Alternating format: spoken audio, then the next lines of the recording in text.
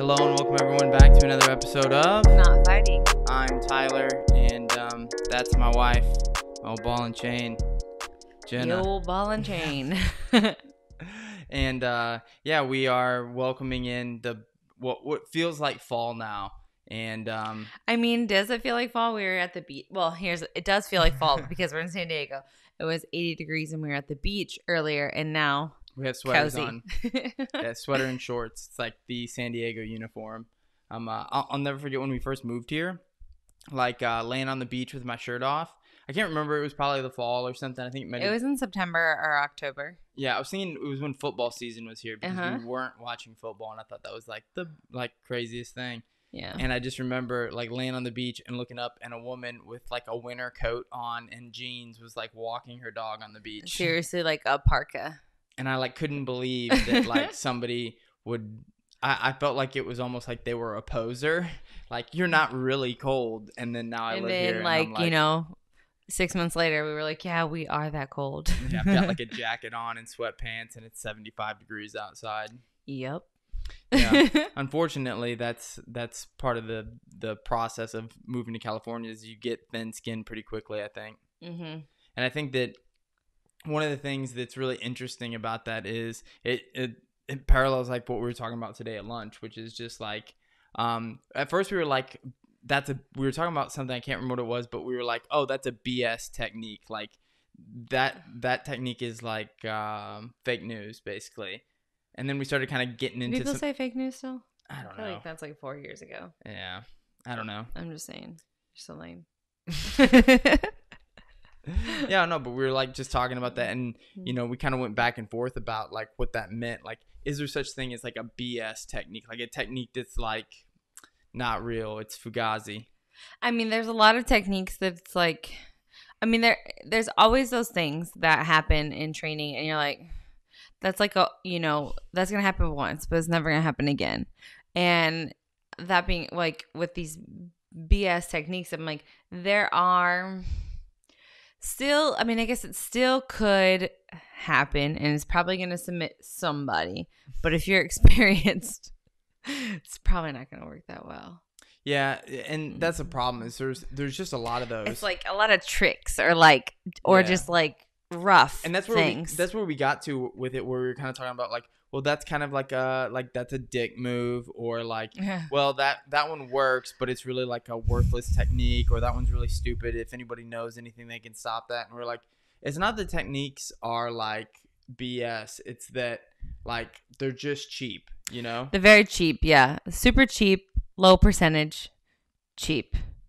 And like if your move only works because you got yourself in a bad position, like, I don't know.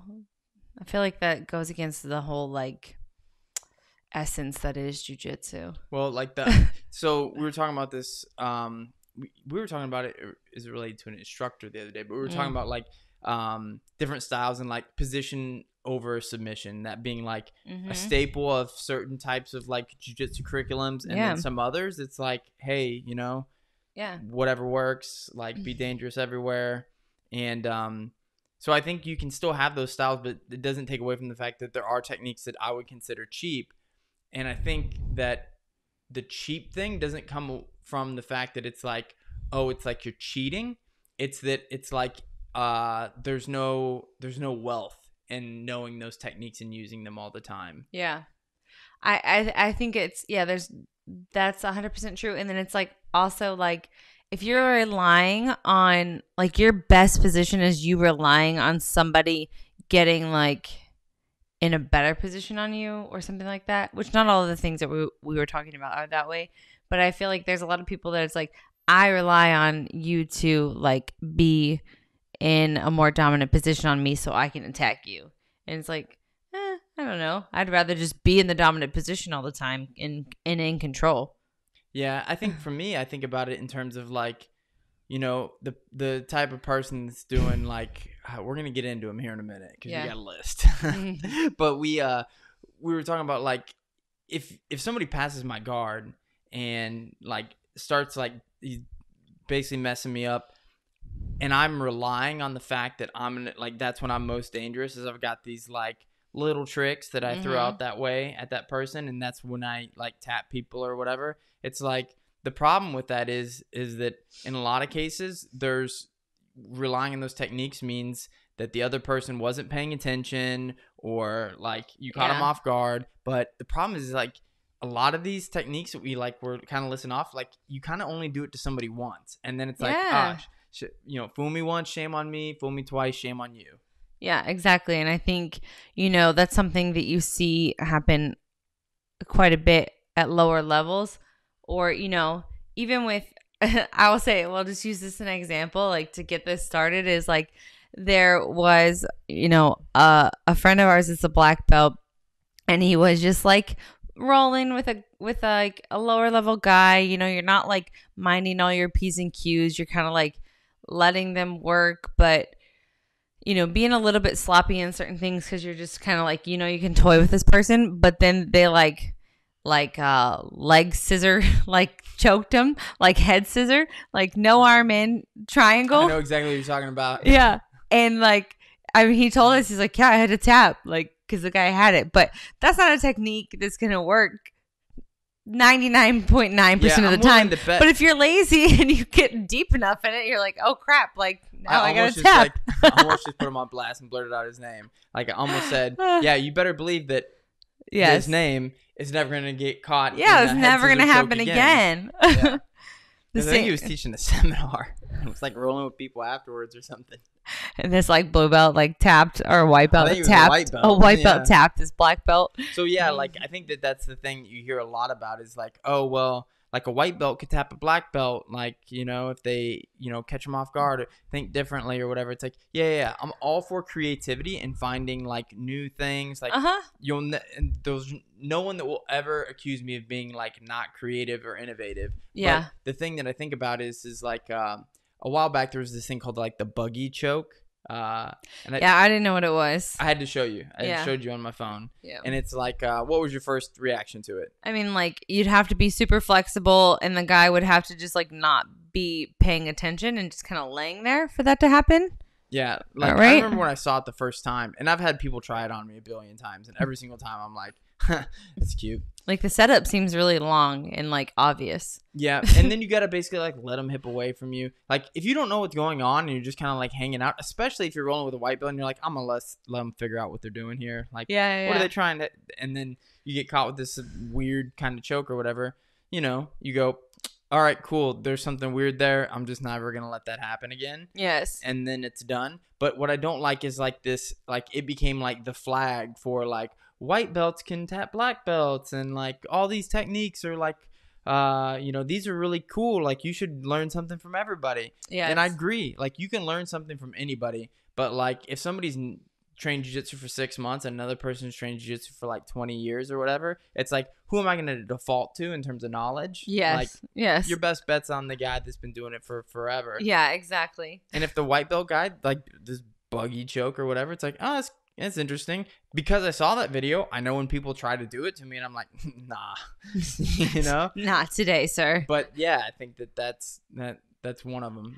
Yeah, one of the things that happens a lot, we were talking about this, and people try and do it, it's like when you have somebody's back and they try and like wrist lock you, and like that's their like defense to that, and it's just so easy to defend, and I'm it's like stop trying to be Sakuraba.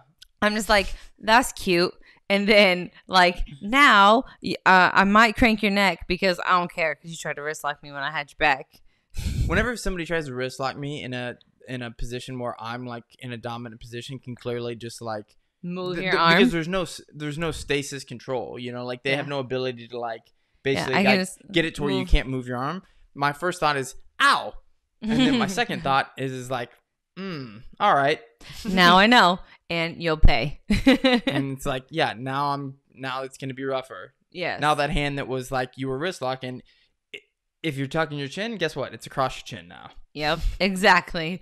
That's something that happens quite a bit. And there was another one I was thinking about too, where it's like the thrust choke, and it's like you can do that, but I think I see this happen a lot in what are you talking about? Like describe what you're talking about. Like when you're in somebody's like closed guard and they're like trying like choke you, like by like just putting their forearm, like especially when it's like there's like a way you can do with the lapels. It's a little bit more controlled, right? But like when people just trying to like forearm in the throat, like from inside the closed guard, and like that's like their defense. It's one of those things. I'm like, there's just so many ways that are really easy to defend that and get out of it.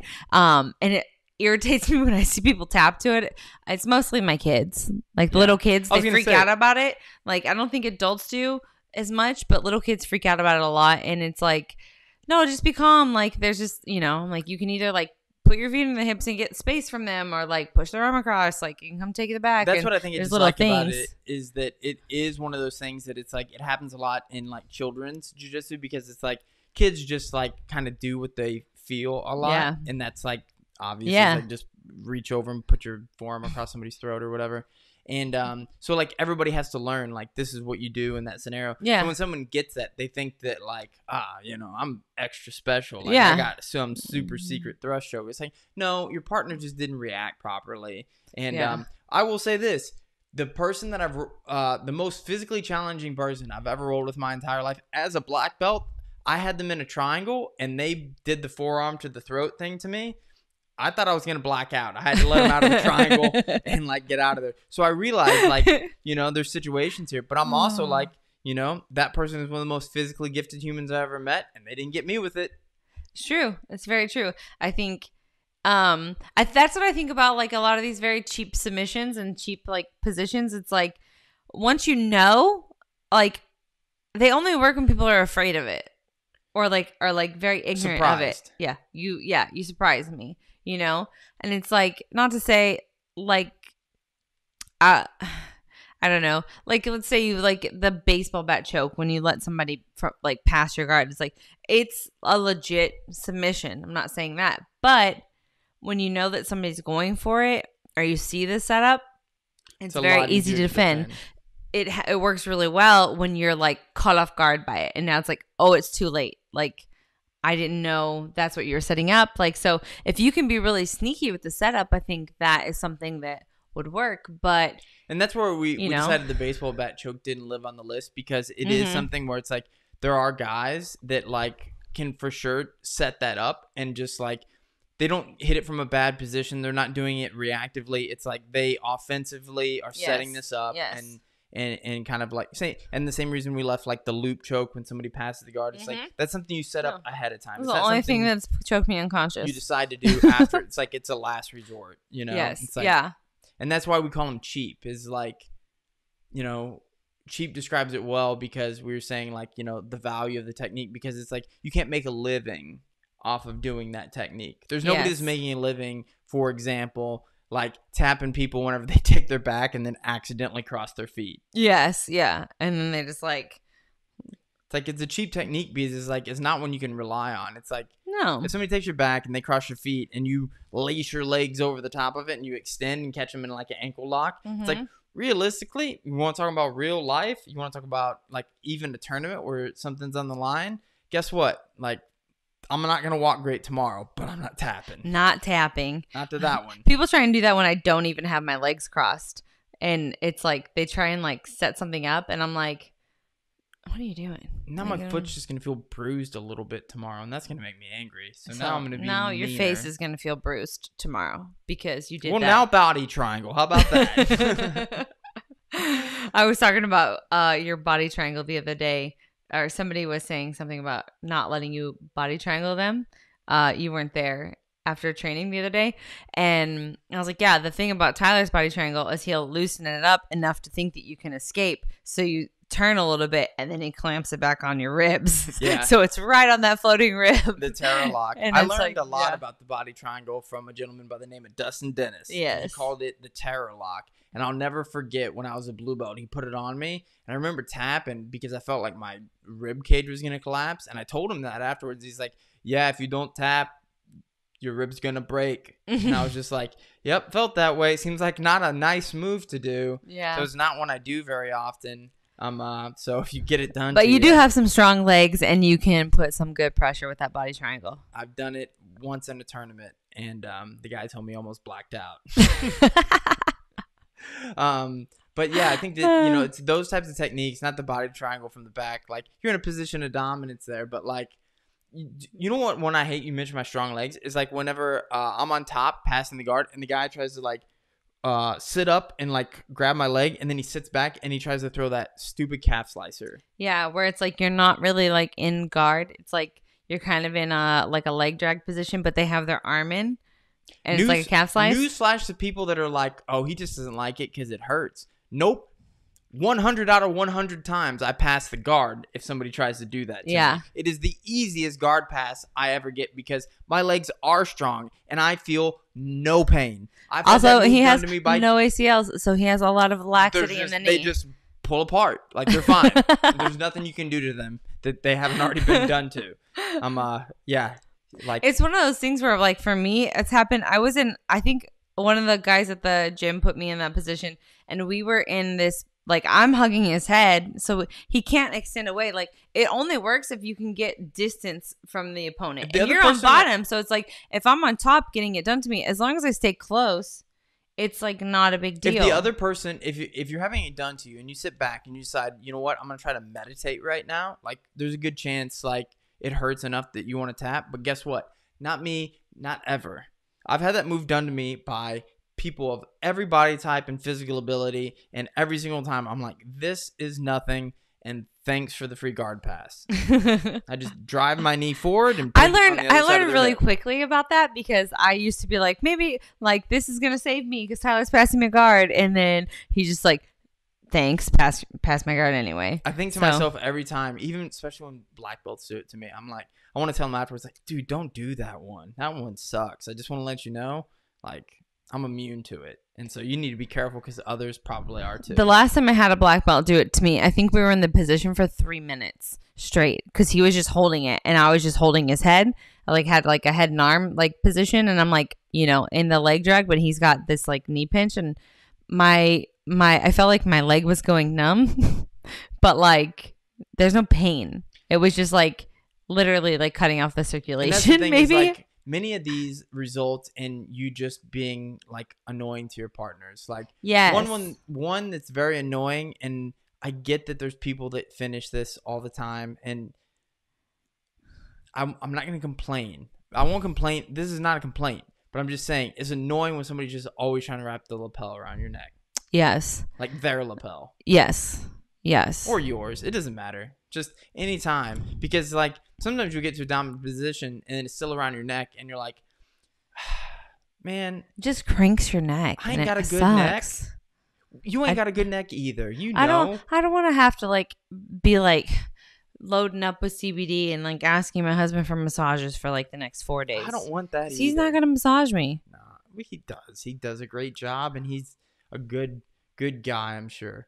But like, okay, is that that's good? That's the one that's like annoying because it's like it's low percentage and it can like make you sore the next day. It's kind of like the feet cross when you take the back or whatever. I mean, there are people like, this is like not to say there are people that are really good at certain things. Like I know there is a guy with like the lapel thing that has like a good setup and he like does it well.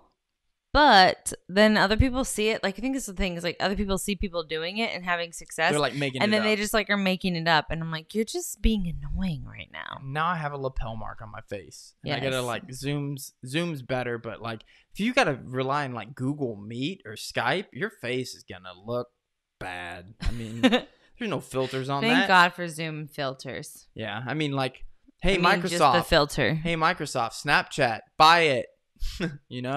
Anyways, but those are the ones that are like legitimate but annoying. The ones that I hate are the ones that like don't ever work, but people like are somehow convinced because they've heard myths that it works, like Americana from Half Guard. It's like, hey, guess what?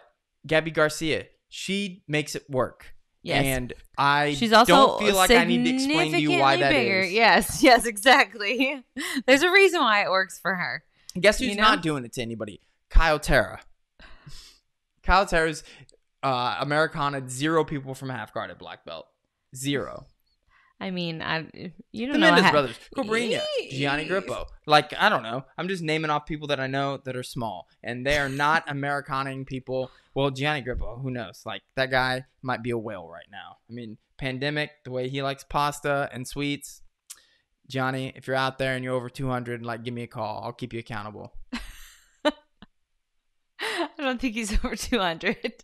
I mean, I feel like it would be impossible. I feel like the people that I know that are black belts on the East Coast, Gianni Grippo, Michael Trasso, those guys, they love Just meat those and two cheese. people. They love meat and cheese traits, and I just the Italians I just on the I East just Coast. cannot believe for one second that if you were to give me an over under on the amount of salami that they ate, and I needed to like actually keep the book straight, I'd say 50 pounds. 50 pounds of salami? Is that wrong? Mike, like, prove me wrong. I want to see the receipts. He's not eating salami. Salam? No. With some moots? Are you kidding me?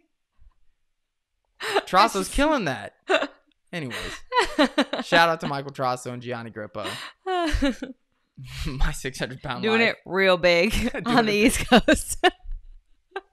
That's why Mike's new thing is called the merge, is because he's like merging with salami. He's like just getting bigger and bigger, I bet. Oh, I'm just kidding, man. Love you.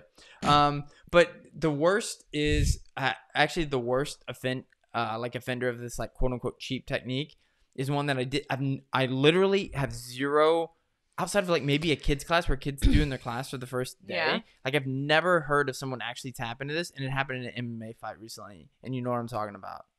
yeah. I forgot to look up what they actually called it, but it's like we thought maybe the scorpion. I don't know. I think they called it the scorpion. Maybe should I Google it real quick? Yeah, do it Okay. and I'll talk. Yeah, you know me. but like, when you're inside somebody's guard and they just squeeze really You hard. just squeeze and close guard, and I mean, kids do tap tests. Yeah, they do. But like I said, not kids that have been doing it a while. It's like usually kids that are fairly newer.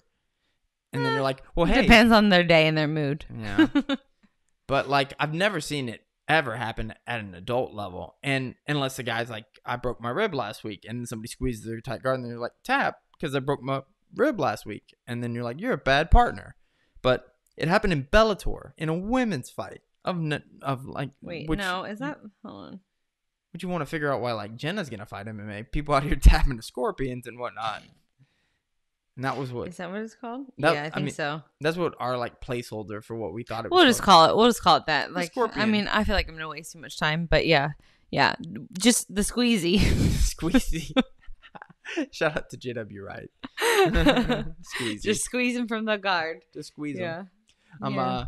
But like it's not That one and like the elbows and the thighs, like to open the guard. That's so annoying, and it's like yeah, I can handle the pain. It's uncomfortable. Maybe if you're in the right place, it might be a good like release on my hip flexors because they be tight. But yeah, if like, you're like sitting there and you're like, oh yeah, get in there. It's like what?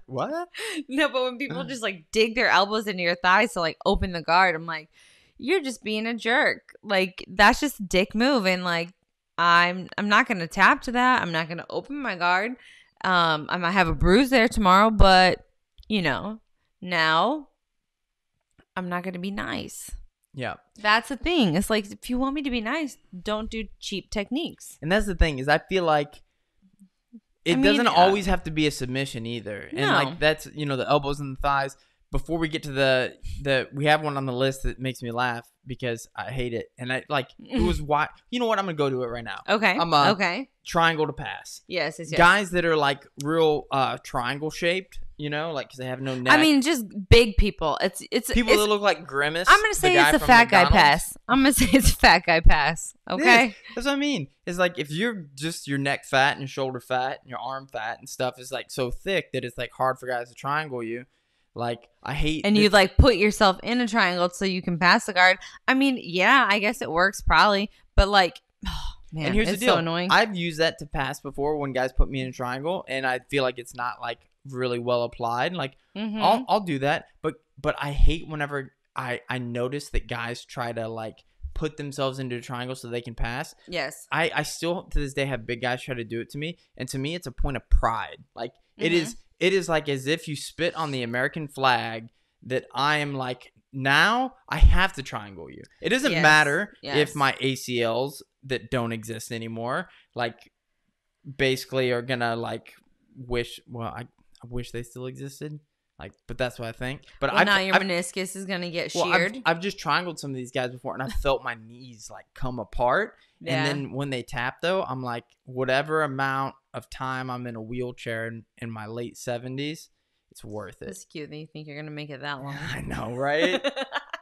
The doctor did my first knee surgery. Told me, he's like, don't worry. By the time you're 30. Everybody's going to want replacement knees. Guess what, Dr. Bus Tarbox? That's wrong. Not what everybody wants now. And I'm 33. Yeah. No, I remember there was, it was when I was fighting the open weight, the finals for the Master Worlds. And I was fighting a girl that was a lot bigger than me.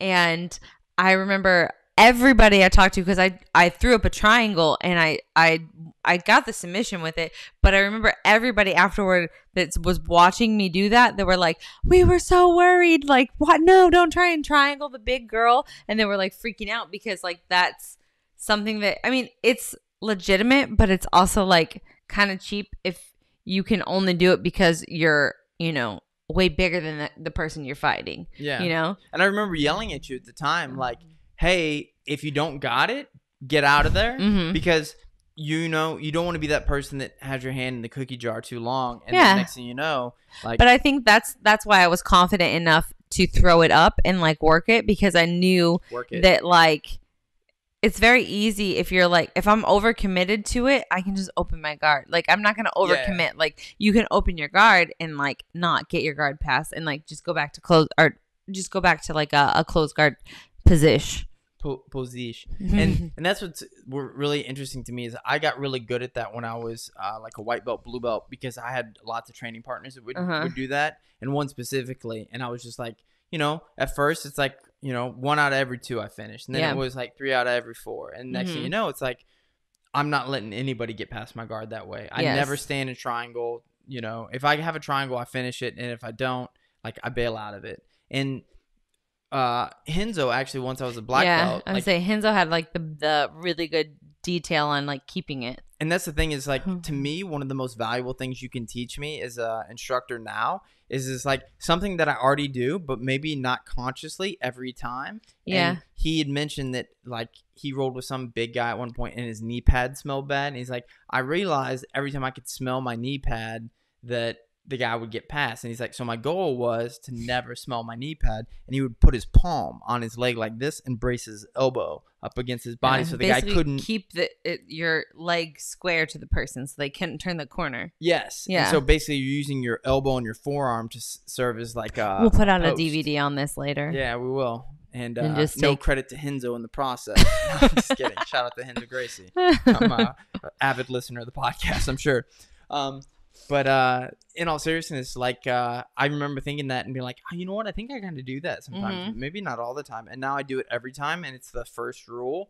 And it works. Like you'll never get your guard passed from a triangle unless you're just a bonehead about it. If you make that rule, don't let the guy put your knee on your face. And I mean, you're like really good at triangles, and I've learned. It's funny. It's kind of like sidebar, but like. We were training a week ago or something, and I remember I got you in a triangle, and it's like, he's being nice to me, guys, okay, he's letting me work stuff, but like you tried to defend it, but then like I remember like I the things that you say about finishing triangles, because I always had a harder time, like you're really good at finishing them, and I've had a harder time doing that. And there was like certain things that you had said, and like I remember as soon as I finished it, I was like, I just did one of the things that you say every time when you teach this. What's that? About like hanging your weight on a person. Oh yeah, and like I remember. When they're trying to pull out, it's like I usually like squeeze really hard, but it actually kind of like makes it easier for them to move. But like when you're like tight but like hang, and I was like, it finally, because I clicked in my head because I did it properly. It made sense, and then I was like, man, like you know, just like.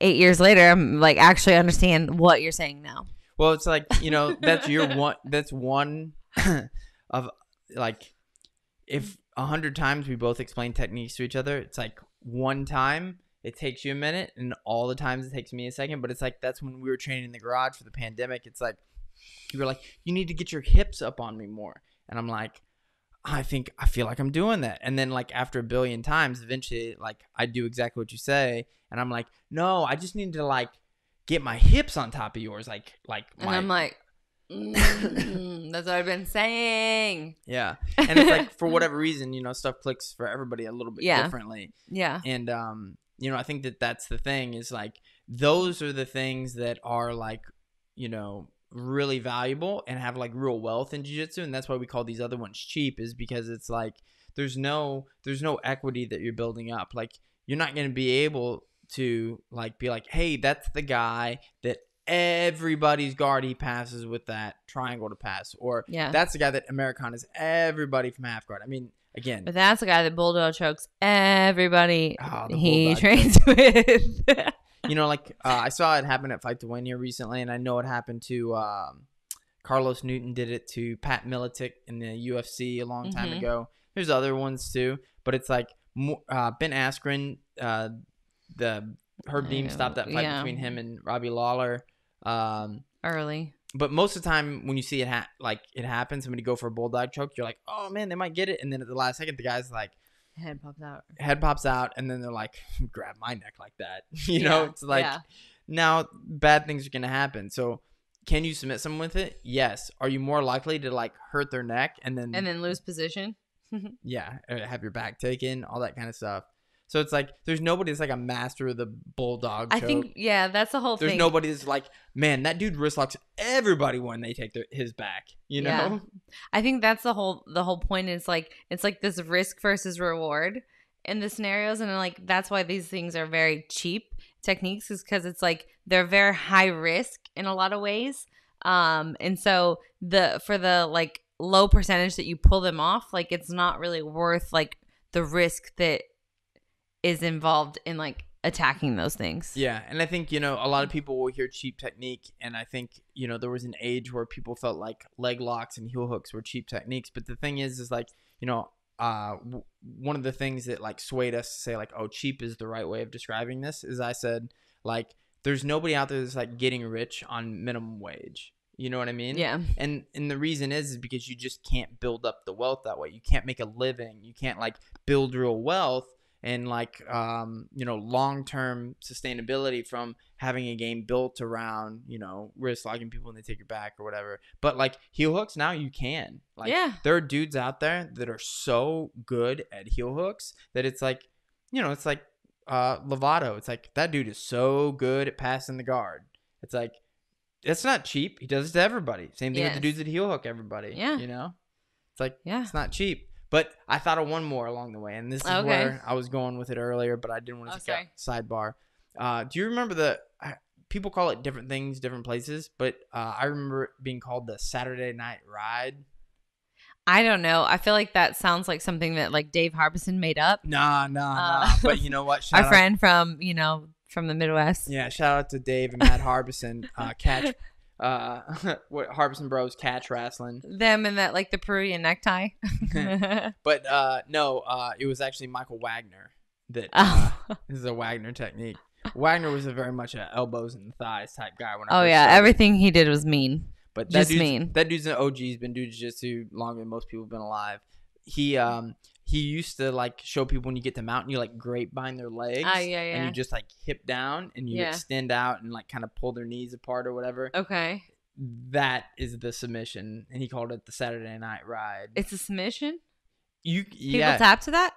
I mean, I've seen kids do it like when they're actually inside the guard. When you hook and dorsiflex your feet on the inside of the other person's shins and you extend, it's really painful on your knees. Somebody do it to you. I haven't had anybody do it to me. It's usually if you don't, with almost all of these, when you first recognize it's happening, if you don't panic or like freeze, you just have to solve the problem. And you know what? If you're a little bit late, guess what? You might have to tap. Well, you might have a sore foot or a sore wrist or whatever, but like sore pride. You're gonna Get out of it. Like the Americana from Half Guard. Just straighten your arm. Your arm, you know how it's like bent or whatever? Just straighten it. It's problem solved. You know what you shouldn't do? Nothing. If you're like, what should I do? And you're like, I better do nothing. Nope. That's never the answer. Pop. Almost Straight. never. Just make it straight. Sorry, people. See, this is a podcast where you can both learn and then also, Learn. Yeah, learn and then. And enjoy. Learn and enjoy. Learning is fun with the bishops. It's fun. But one thing, because the election's going on right now, we had talked about a little bit, and this is something I want to get going. You probably roll your eyes, but like, oh, I just was like, oh, this isn't a political thing. It's not. Well, I mean, I feel like it is, because I feel like there's probably like a clear right-wing, left-wing bias when it comes to what I think is probably one of the most divisive things, and that is what's better, a Pop-Tart or a toaster strudel. Are we talking about this right now? I mean, aren't we? I mean, I feel like I don't have a clear answer. I'm in the middle because, I mean, toaster strudels, they can't be beat. They're delicious and they're warm and they're soft. But like, you know, sometimes you just want a Pop-Tart. Just saying. Sometimes you do. It's easier. It's easier on the go. Like, it's easier on the go. That's where it's difficult for you and I to argue this, because you and I both are very reasonable people, and we're I think there's some people that are ride or die on it. Yeah, that's what I feel like. I feel like there's people that are going to be ride or die on it, and I feel like if we could associate like one with like the Republican Party and one with the Democratic Party, like people would side with it, despite the fact that like they're both good, both good. But it's like the opposite of politics, where they're both bad. Yeah, yeah, and that's the thing. And I would find it to be a shame if somebody was like felt so strong that toaster strudels were the best that they would not ever eat a Pop-Tart. So like, I'll never eat a subpar like toasted breakfast snack. It's a pastry, right? It's a dessert. It's a dessert. My mom used to buy them thinking they were like good for me. Shout out to my mom. I love you, Mom, but like, I mean, my mom bought us Pop-Tarts and toaster strudels for breakfast, but not my mom because bought they were the good for us. strawberry ones because she thought they were like better than the like ones that were like cinnamon sugar. No, this one's got strawberries in it. It's healthier. Yeah, because it's fruit. Your mom also made us, when we were cutting weight, a fruit pizza, which is a sugar cookie with like cream cheese frosting? like a whipped cream, but it had kiwi and strawberries on it. She's like, frosting, it's got fruit on it, and then fruit on top, and it's like, no. I can't even eat the fruit off of it because it's too many carbs. It's got all that cream cheese on it. It's got all the sugar attached to it. Yeah. But she's great and she means well. And so, she used to make homemade ice cream and there'd be grape nuts in it for some reason. It was good, but it was good because like, a little crunch. Those are good. Those are whole wheat. And it's like the cereal grape nuts. If you're not familiar, they don't need to be in there. If they weren't in there, would it be worse for me? Just adds more calories. So yeah. But we're interested in what everybody that listens to this show thinks. So we're gonna put some stuff out on our Instagram, at Tyler Bishop BJJ, at Jena Bishop BJJ, and we're gonna see just how strongly everybody feels. I'm gonna venture. So this is just me personally. Pop-Tarts, I feel like I've eaten more of across my lifetime. Yes. And I feel like that's most people. So I think there's a lot of people out there that see toaster strudel is still like, despite the fact it's been here for like 20 years, they're like, that's a novelty. That's not like a real thing. Pop-Tart, that's like, it's like classic. Yeah, it's like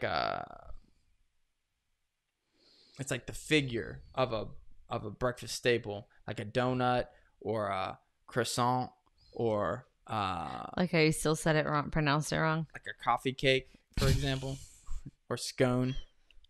But like toaster strudel, like what is that? That's some new thing Pillsbury cooked up. I don't think that's true. Well, maybe it's just me, but I have a feeling that we're gonna have a very Pop-Tart biased audience, and I don't think that that's right.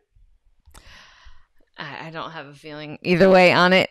So I can't be like real divisive with you or argumentative. On 3, and I do like it. On 3, filling for both. favorite filling for both on 3. Okay, so if you had to pick one filling, it's like toast strudel, what flavor? But that's not a fair comparison. 1, 2, No. 3, strawberry. Right. Oh, that was not even what I thought you were talking about. Which one you prefer the better, like Pop-Tart fillings or toast strudel filling? No, just like what flavor? Oh, that's different.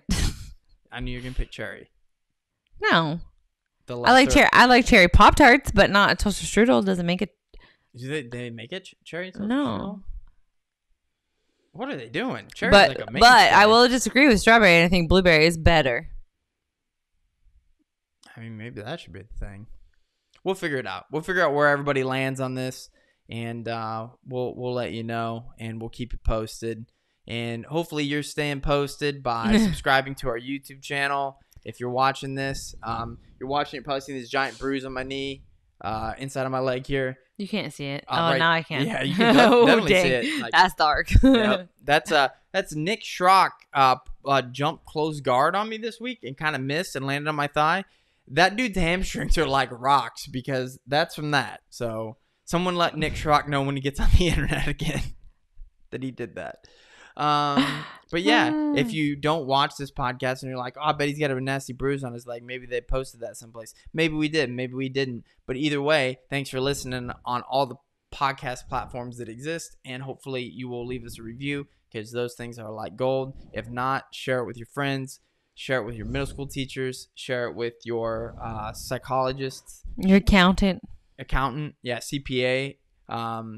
If they're like certified, the person that's working the polls, tell them. Yeah, let them know. Just be like, hey, I'm out here and I'm voting for Kanye, but I want to let you know that there's this debate about Pop-Tarts and toaster strudels, and you need to get in on it. You need to pick a side. It's important. More important than the presidential election. Well, if Kanye wins, and like this podcast would be out at the time that people are like finished voting or whatever. And if they're joking about how Kanye got elected, this must have been filmed before the great upset and the war, the terrible war. You just made it so dark. Yeah. Well, speaking of dark, it's getting dark here, so we're gonna take off. But thanks for listening to Not Fighting.